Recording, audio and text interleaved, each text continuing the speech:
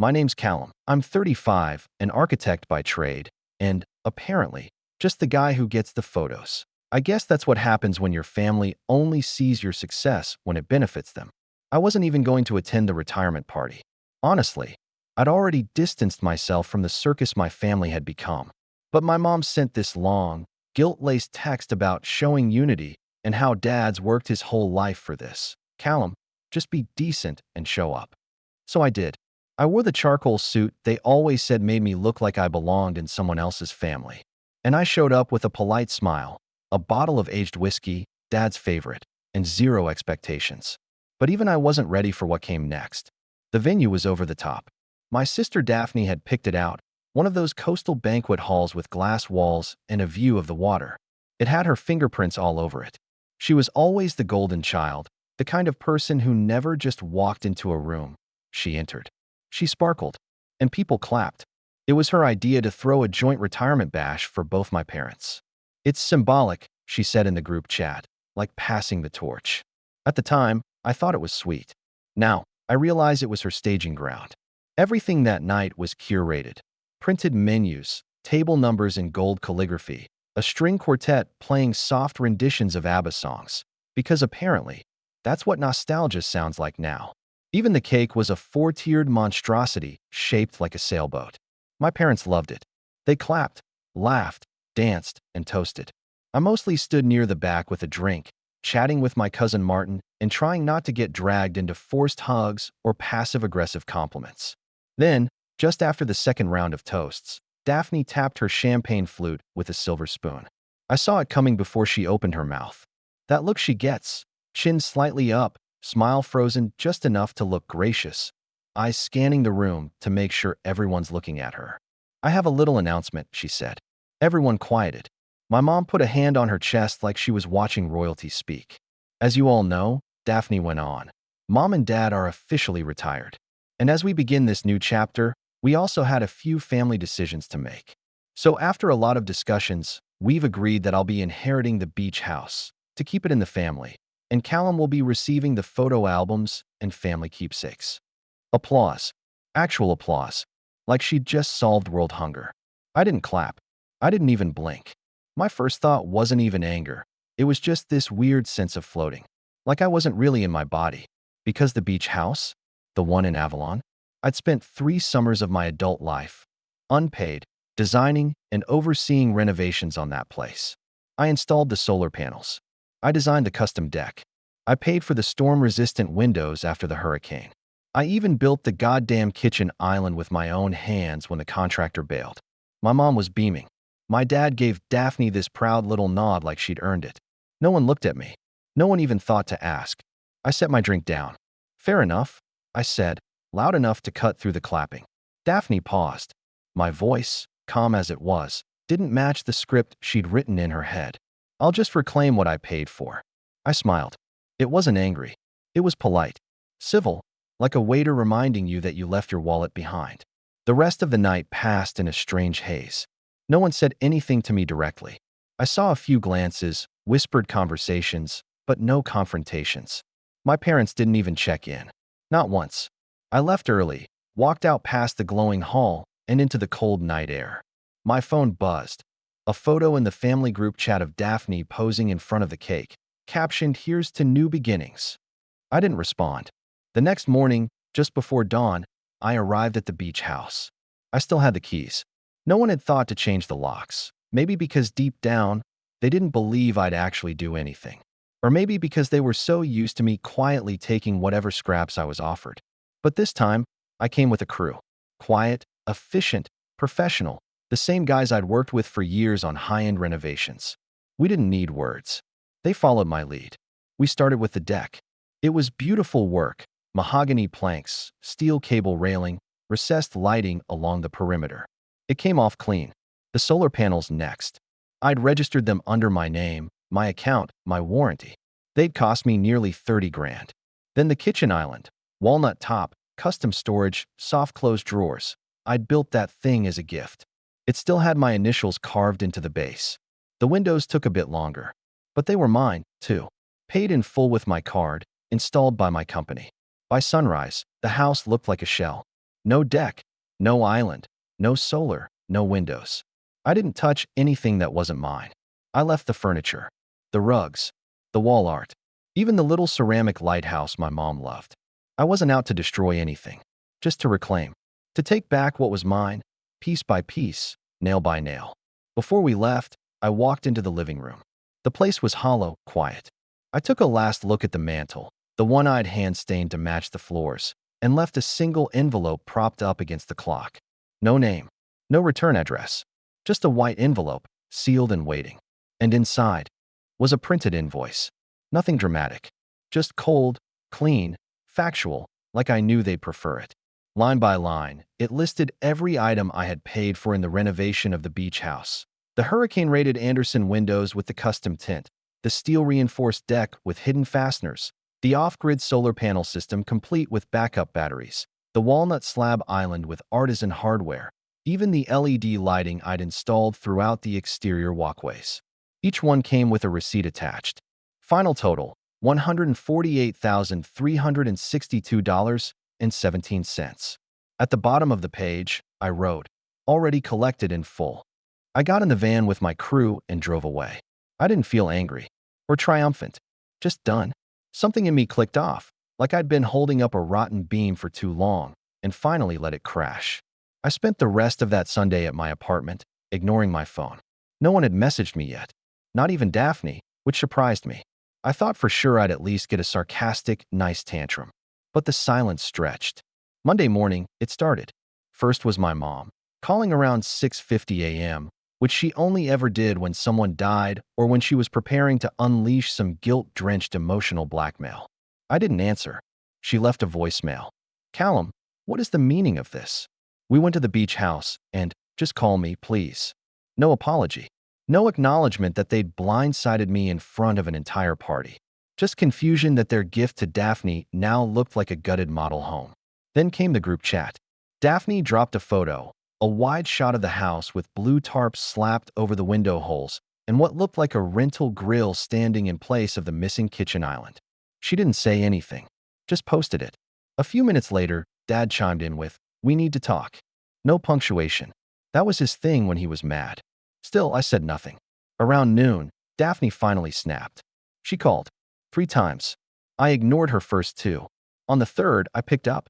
"Are you insane?" she snapped, skipping the hello.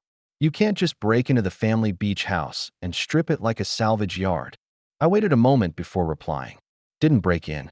Still had keys. And I didn't touch a single thing I didn't pay for. You know that. It wasn't yours to take." "No," I said. "It wasn't yours to give." She went quiet. For a moment, all I could hear was her breath, tight, short, like she was pacing. "You humiliated Mom and Dad." "No," I repeated, calmly this time. "You did that. When you stood up at their party and decided what I was worth in front of 50 people. When you handed yourself a 6-bedroom beachfront house and threw me a box of photo albums like I was a guest at your wedding. I just responded, 'You're overreacting.' This was their decision, not just mine. And that's fine," I said. "But then they shouldn't be surprised when I take back the things they were happy to benefit from, when they thought I was just being generous." "Callum, you're blowing this out of proportion." I hung up. I wasn't going to argue with someone who thought proportion was a matter of applause and inheritance speeches. By Tuesday, the family started circling. My uncle, the one who always plays peacemaker, called and said maybe we should all meet to clear the air. My cousin Martin texted me, "Low-key proud of you, bro," followed by a laughing emoji. My dad, ever the stoic, sent me an email that simply read, "We need to talk. You've upset your mother." No mention of me, or the work I'd done, or what it meant to see that house handed over like some party favor. I spent most of that week thinking about it. Not obsessively, not angrily, just quietly, reflecting, going over every memory. Every summer weekend I spent sanding the deck boards while Daphne posted beach selfies. Every time my parents asked if I could pitch in a little more because they were short this month. Every design choice I made for that house to keep it safe from the next storm because I wanted it to last, not for me, but for us. But I guess there was never really an us. Late Friday night, I got a message from Daphne again. No anger this time. No sarcasm. Just, "Can we talk? Please. I didn't know it mattered to you that much." That was the moment something shifted. Not because I believed her, not really, but because it confirmed what I'd suspected all along. They never saw me as part of the picture, just the frame that held it together. And that's when I made a decision. It wasn't about the house anymore, or even the money. It was about clarity, about drawing the line. And I knew just how to make sure they saw it, all of it, for exactly what it was. So I planned one last visit. And that's where things got interesting. It was the following Tuesday when I drove down to Avalon again. This time, I went alone. No crew, no tools, no reclaiming parts of a house I'd already stripped down to its bones. I didn't need to take anything else. What I needed now was to leave something behind, something undeniable. A reminder, a statement. The drive was quiet. Just me, the hum of the road, and a sealed folder sitting on the passenger seat. Inside were architectural renderings, my original blueprints. Not the ones I had shown my parents when they asked for a beach house they could retire to and pass down someday. These were my copies, the ones with the red lines and circled notes that read things like, Daphne wants this closet big enough to fit all her shoes, and no skylight. Mom hates the light in the morning. I still remembered every pencil stroke, every late night adjusting layouts because my father didn't want too many stairs, and Daphne insisted on a second outdoor shower, even though she only ever came to the beach house for Instagram photos.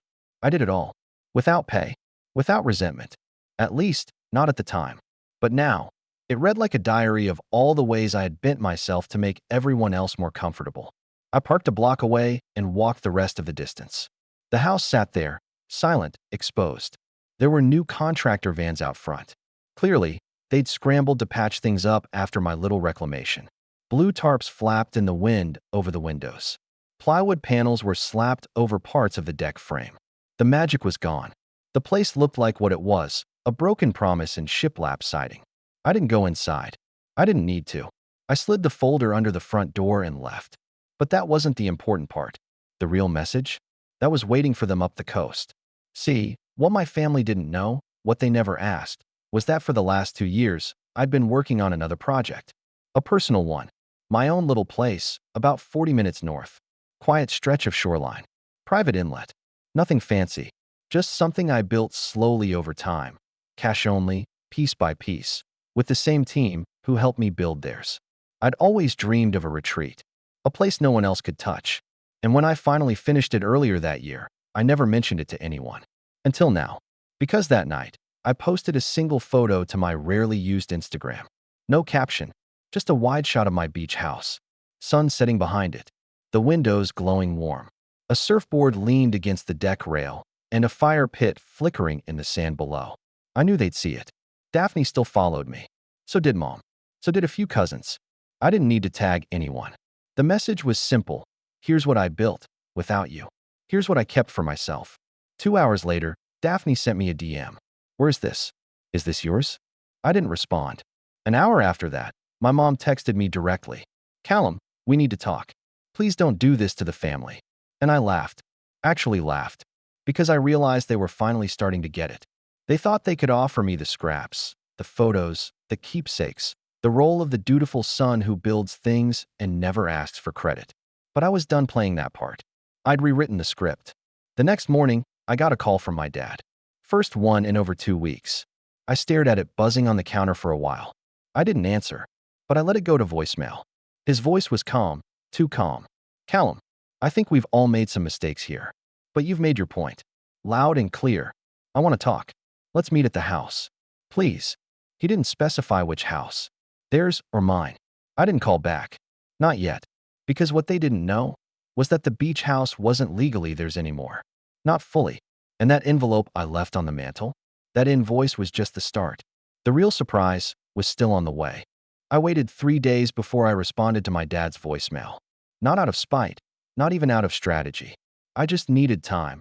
Time to sit with it all, to let the dust settle inside myself. For the first time in years, I wasn't reacting. I was choosing, and that was a power I hadn't felt in a long time. When I finally did reply, it was with a short, pointed text. Friday, 11 a.m. The Avalon house. Bring Daphne. I wanted them both there. No more triangulating, no more whispered messages through my mom, no more group chat subtweets. Just us, face to face. Friday morning arrived crisp and windy. I drove with the windows down, the salty air brushing against my arm as I coasted down the familiar stretch of highway. I had one folder in the passenger seat and another locked in the glove compartment. The final piece was zipped in a small black bag on the floor. It wasn't a weapon, just the truth, finally organized into paper, ink, and signatures. They were already waiting when I arrived.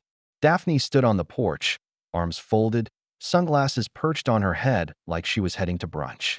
My dad leaned against the doorframe, hands in his pockets, wearing the same windbreaker he always wore to look casual when things were about to get serious.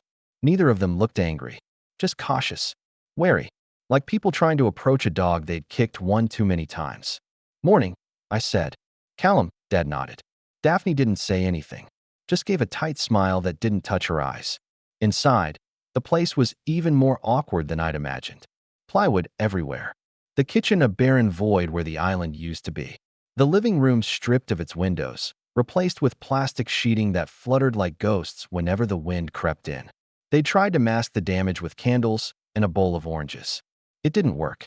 I sat down at the bare dining table and laid the folder flat. Dad took the seat across from me. Daphne hovered behind him like a lawyer in a courtroom drama. "I want to start by saying we didn't mean to hurt you," Dad began. "Don't," I interrupted calmly.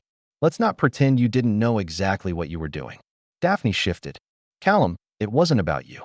It was about keeping the house and the family." I looked her dead in the eye. "You are aware I'm family, right?" Silence. I opened the folder. "This," I said, sliding a stack of papers across the table, "is a timeline of every renovation I completed on this property, paid in full by me. You'll find attached invoices, receipts, and contractor statements." "I saw the invoice," my dad said. "That was just the summary. This is the detail." He glanced through it, skimming pages. "But that's not what this meeting's about," I said. "Not anymore." I pulled out the second folder. "This is a copy of the lien I filed against the property last week." Daphne blinked. "You what?" "Mechanic's lien," I said. "Perfectly legal. When someone provides labor or materials to improve a property and doesn't get compensated, they have the right to secure payment by placing a lien on the asset." "You're suing us?" Dad asked, stunned. "No," I said. "I could have, but I didn't. I didn't want your money." "Then what is this?" I slid the final document forward, a notarized deed transfer agreement. "I want my equity. Not your pity, not your legacy. Just the value of what I put in." Daphne scoffed. "So you want to own part of the house now? After gutting it?" "No," I said, standing. "I already do." I pulled the last folder from the black bag and dropped it on the table. Inside was a copy of a private agreement I'd made with my cousin Martin, the only one in the family who'd treated me with any respect. 2 years ago, Martin had inherited a small cabin from our great-uncle. He didn't want it. I did. So I bought it. Cheap, with one condition. Martin had co-signed as a silent investor in the Avalon Beach house. At the time, it meant nothing. A placeholder. A name on a single, quiet transaction that had never been recorded in the family's discussions because, as usual, no one had asked. But now, it gave me leverage. "I never transferred full ownership of the upgrades to you," I said. "Technically, Martin had a claim. I bought him out last month. So now that claim is mine. 52%. Daphne's face went pale. "You're lying." I smiled. "I'm not." Dad leaned forward, scanning the documents. His lips moved silently as he read, and for the first time since the party, he looked old. Not retired and glowing, but small. Fragile. Like the authority he'd clung to had finally slipped through his fingers. "I don't want to live here," I said. "I don't even want the memories. But I'll be damned if I let you pretend I was never part of this house." "So what now?" Dad asked. "You want us to buy you out?" I shook my head. "No. I've already made arrangements." I handed him a final envelope. This one bore the logo of a real estate firm, one that specialized in luxury flips and distressed beachfront properties. Inside was a signed letter of intent. I had sold my share to a development group. They were going to tear it down and build a modern duplex. "You sold your half," Daphne hissed. "Are you insane?" "It was never half. It was controlling interest, which means they have the right to make changes, initiate redevelopment, and petition the court for a forced sale if necessary. Which they will." "You're destroying the family beach house," Dad said quietly. "No," I said. "You destroyed it when you decided it belonged to everyone but me." There was a long silence. I let it sit, let the weight of it fill the room. I wanted them to feel the walls closing in, just a little. Not out of revenge, but out of justice. Out of honesty. You could have talked to us, my father finally said. I did. For years. Every time I drove down. Every time I paid for something without asking to be reimbursed. Every time I showed up and got pushed aside like a contractor, not a son. They didn't argue after that. I stood, gathered the empty folders, and said, I'll be staying at my place up the coast. The developers will reach out this week. You can try to fight the petition, but I wouldn't waste your money. As I turned to leave, Daphne finally found her voice again. Was it worth it? I paused. You tell me, I said. You got the beach house. I just took back everything you thought came free with it. And then I walked out. The sale went through 5 months later. They fought it, of course. Tried to drag it out. Claimed sentimental value. But in the end, the numbers spoke louder. Developers bulldozed the house by the end of the year. All that remained was a single brick, engraved with a quote my mother used to love. Home is where the heart is. Martin sent it to me in a box with no note. I keep it on the shelf in my own beach house now, not as a souvenir, but as a reminder. Sometimes, to build something truly your own, you have to burn down the lies that came before it. And make sure the next house has your name on every single brick.